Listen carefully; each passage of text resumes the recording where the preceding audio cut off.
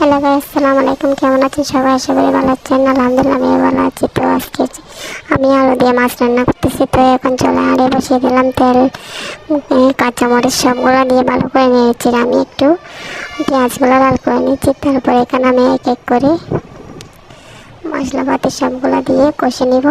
তো এখন আমি হলুদ মরিচ মশলা সবগুলো দিয়ে ভালো করে কষে নিচ্ছি। কষে ভালো করে কষে নেওয়ার পর আমি এখানে যে আলু কেটে রাখছি যেগুলো দিয়ে দেবো। তো আমার কষানো হয়ে গেছে, এখন আমি আলুগুলো দিয়ে দিচ্ছি। এক এক করে আমি আলুগুলো সবগুলো দিয়ে, তো এখন আমি ফাইনালি আলুগুলো ভালো করে নেড়ে চেড়ে দিব। নেড়ে চেড়ে দেওয়ার পরে কিছুক্ষণ কষিয়ে আমি আলুগুলো সিদ্ধ করে নেব।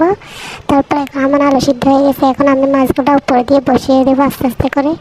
তো মাছগুলো কিছুক্ষণ হালকাভাবে নেড়ে চেড়ে কিছুক্ষণ মাছগুলো কষাবো।